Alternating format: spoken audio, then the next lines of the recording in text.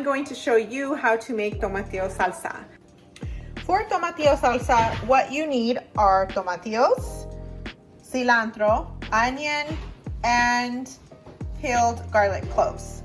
Optional, if you want it to be spicy, you do jalapeno.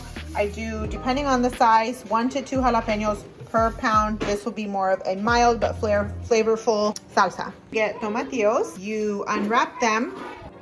You're going to want to rinse them off nice and fresh. Sometimes they have a little bit of residue. As you can see, this one here has some residue. So I'm going to go ahead and wash those thoroughly.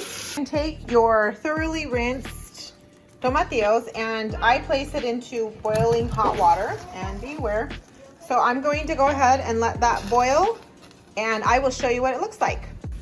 For my tomatillo sauce, I can steam some zucchini and add it to my sauce without the kids even knowing it's there. Now my tomatillos are fully cooked. Let me go ahead and show you. And I'm going to go ahead and strain them. So I have my strained zucchini as well, and then I'm going to mix my tomatillos with my steamed zucchini to make my enchilada sauce. You can use any high-powered blender to blend your steamed vegetables and your tomatillo sauce. You can use any blender for that matter, but I personally find that a high-powered blender is great to use, and my blender of choice is the Vitamix. The Vitamix is because I've already had it. It was gifted to me. There's no reason for me to replace it. There are other great high-powered blenders out there that can do equally the same thing. You want to make sure that your blender is fully sealed. I have the zucchini down here, the tomatillos up here, and I am going to blend. I'm going to lightly blend, and then once there's a little bit of clearance, I'm going to go ahead and add the rest of my fixing.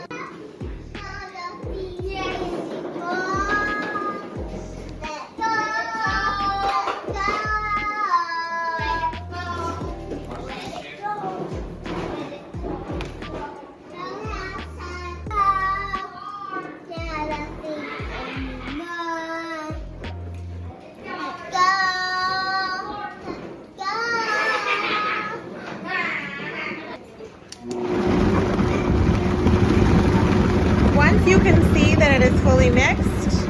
You want to go ahead and just briefly bring this up to fully blend.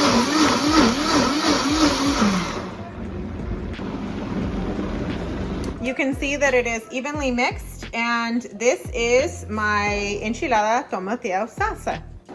The last thing you do is you add some salt, and you can either hand mix it or remix one more time.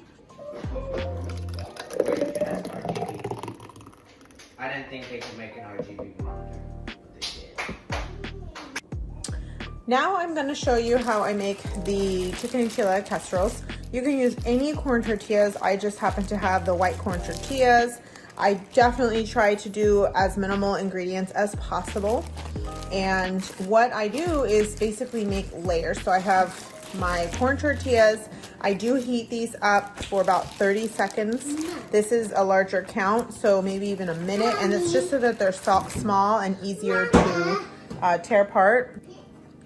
I choose to do grated cheese that's already grated.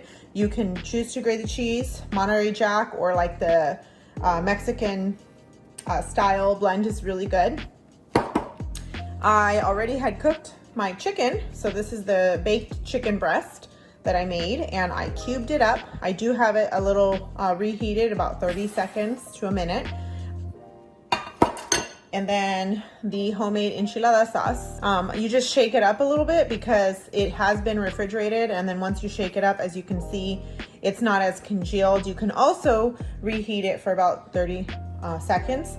Everything I have made on a different day, and now I am just mixing it all together to make a casserole.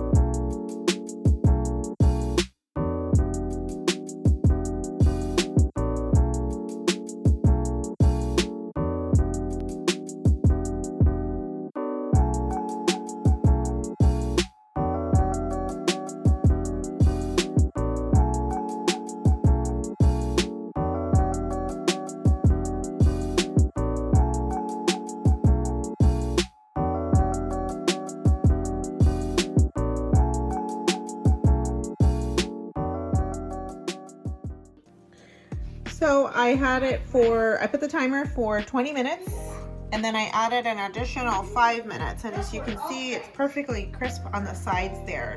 And it is ready to eat. This dinner was made in under 30 minutes after all of the prepping was completed. But all in all, if you make the tomatillo salsa and you cook your chicken, you can have this meal ready in under 90 minutes from start to finish. I let it sit for about 5 minutes. Let's take a look at what it is inside. And I'm gonna go ahead and take out one of these side ones here. Now we gotta make your legs. Roll it up like a There we go. See the steam letting off of it.